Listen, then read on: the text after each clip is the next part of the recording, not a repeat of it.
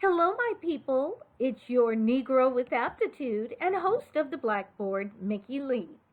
As I said in a previous video, I'm late to the annual celebration of Black History Month. In fact, it's now March. But that's okay because we on CPT time, all right? And since we are Black 24/7, 365, we're going to dispense with the idea of a month over here on the Blackboard, and we're going to continue celebrating our ADOS history, our Black history, our Black contributions. We're going to do this at least once a week because we really need it now, okay? So, as I said in the previous video, we're going to call this Thank a Black Person Month, and we're going to investigate the many ways that we have contributed not only to American history, but worldwide history. And in the meantime, I hope you will enjoy the knowledge I'm dropping and rejoice in the gift of being ADOS. All right. No better place to start with Black history than with the founder of what was then known as Negro History Week. That's Dr. Carter G. Woodson. Dr. Woodson, also known as the father of Negro history, was born in 1875 in New Canton, Virginia, to formerly enslaved Americans Anne Eliza Riddle Woodson and James Henry Woodson. Now, quick sidebar here. I want you to notice I'm using the term enslaved Americans. My mother taught me this term. She absolutely hates it when people call Black people slaves. When they say, oh, when the slaves, blah, blah, blah, and the slaves, blah, blah, blah. I mean, she turns bright red, which is easy to do because she's pretty light. But she really becomes unglued, and she says, they were never slaves. They were never slaves. They were enslaved. And it took me a long time to understand what she meant by that, and I thought she was making an unnecessary commotion, but the more I've thought about it, the more I realized she's right. When you say the slaves this or the slaves that, it almost sounds, especially these days, as if though these people volunteered to have that experience, as if though not only that, but they really didn't have anything going on before or after that period, or as if though there was nothing else they could have done but be slaves. And so the burden of that experience stays upon these people who experienced it. Rather than calling them enslaved Americans is far more accurate, because it means the society of the United States, this so-called land of the free, made an intentional decision to enslave people and reap the financial, cultural, social, and economic benefits from these people. And these people were born in this land, and even still today, we are denied the full benefit of citizenship that is given to every mofo that can set foot over the border. So, my mama was right. These are not slaves. These were enslaved Americans. And we're going to talk about that in another video coming up soon. I mean, sooner than this one. Okay. Anyway, back to the point.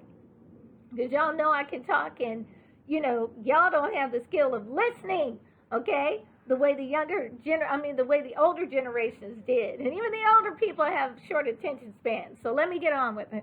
All right, Dr. Woodson, also known as the father of Negro history, was born in 1875 in New Canton, Virginia, to formerly enslaved Americans Anne Eliza Riddle Woodson and James Henry Woodson. He was the fourth of 7 children. His sister was the poet, teacher, and activist Bessie Woodson Yancey. As with most Negro or ADOS families of the time, the Woodsons were extremely poor but skilled. James Henry Woodson, the patriarch, was a carpenter and a farmer. Still, with so many mouths to feed and a larger society that had no qualms leaving the formerly enslaved with no resources and barred from most means to acquire viable employment, this environment resulted in young Carter having to drop out of school multiple times in order to help the family. Still, through self-instruction, he managed to complete the 4-year required course curriculum in only 2 years and graduate high school at the age of 20. It is important to note that the American educational system was still evolving during this time. A large number of the American populace was uneducated, even among those who had never been enslaved or who had never voluntarily participated in indentured servitude. In other words, white, black, blue, green, purple, most people were uneducated. According to the National Center for Education Statistics, approximately half the white population was regularly enrolled in school at this time. However, blacks did not have educational opportunities largely until after the Civil War. And even then, though they rapidly took advantage of these opportunities, the enrollment rate remained about 20% for some time. I point this out because Dr. Woodson's tenacity about his education was a rarity, even to achieve high school graduation. He would later become the second Negro or African American to graduate from Harvard after the first, W.E.B. Du Bois, which is really supposed to be Du Bois, but black folks, okay, W.E.B. Du Bois, who was the author of The Souls of Black Folk and proponent of the idea of the talented tenth, a topic I will cover in a separate video. After graduating from high school, Dr. Carter G. Woodson attended Berea College in Kentucky. He then worked for the United States government as an education superintendent in the Philippines. This career track afforded him a lot of travel both domestically and internationally. After this post as education superintendent, he returned to his studies and enrolled at the University of Chicago, where he received his bachelor's and master's degrees. He concluded his academic studies by earning a PhD in history from Harvard. It is interesting to note that though he was only the second African American or ADOS person to receive a PhD from Harvard, he was the first and only black person of enslaved American heritage to do so. So in other words, he was the second African American to receive that PhD from Harvard after W.E.B. Du Bois, but he was the first and the only person ever to have both parents have been enslaved. Think about this. He received his doctorate in 1912. That's only 110 years ago.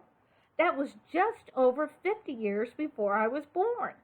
People like to relegate ADOS history to the period of legally enforced enslavement only.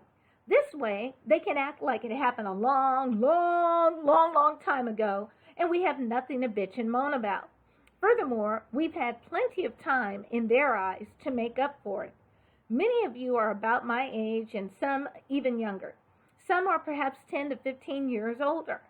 For this second ADOS person to graduate from Harvard to occur only 50 or so years before I was born means the atrocities that we have faced and overcome, all while carrying this miserable country on our backs, is recent history and ongoing. You need to shift your mind to this reality for a number of reasons, which I'll get to momentarily. At this point, suffice it to say, the enslavement period is only the tip of the iceberg. Now, after acquiring his doctorate at Harvard University, Dr. Woodson found it difficult to gain employment in his field of study at the larger and predominantly white universities. He was also irritated by the dearth of information regarding the many contributions of American blacks to the building and advancement of the United States. Noting that few white academics had any real interest in including this subject matter in historical textbooks and curriculum, he set about creating a structural system in which to research, compile, and archive Negro history and teach it widely. Just 3 years following his graduation from Harvard, Dr. Woodson founded the Association for the Study of Negro Life and History in 1915. This would later become the Association for the Study of African American Life and History. The goal of this institution was to place Negro or African American contributions front and center.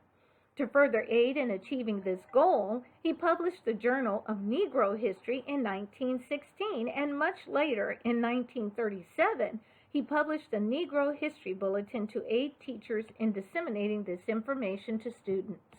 In addition to these formidable accomplishments, Dr. Woodson held several positions in academia, including becoming a dean at Howard University and at the West Virginia Collegiate Institute. However, it was his seminal work, The Miseducation of the Negro, published in 1933, for which he would become most famous, aside from being the creator of Negro History Week. In this iconic work, which has become required reading at many top universities and academic institutions worldwide, Dr. Woodson articulated the intentional mental and emotional indoctrination Negroes received through the Western or American educational and social systems.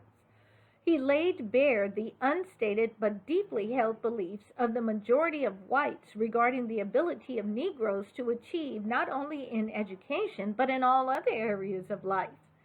He concluded that because the established white expectation was that blacks had little to no value or intellectual capacity, blacks in turn internalized these beliefs, which led to low achievement and feelings of self-worth.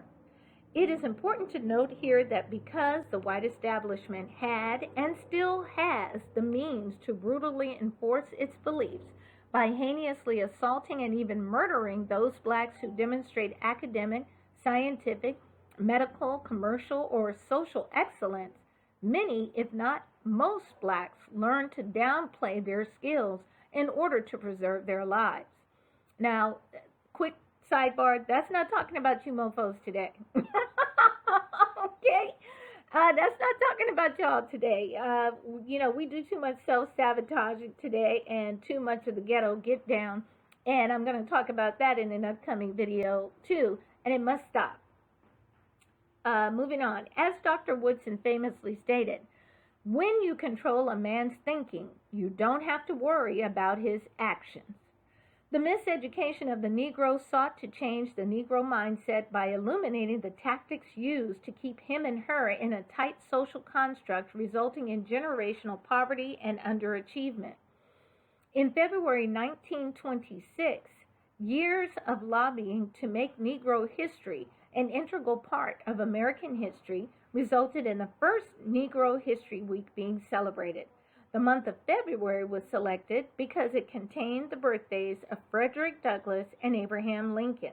The program was later expanded and renamed Black History Month.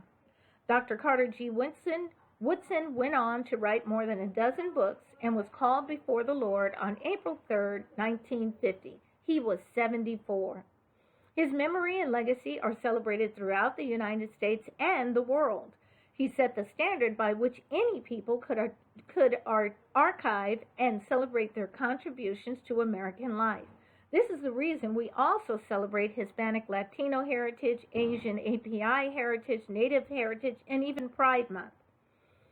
Now, earlier I told you we would discuss why it's extremely important for Black people, and ADOS in particular, to shift our minds to the reality that our history is not from a long time ago, but it's happening right now.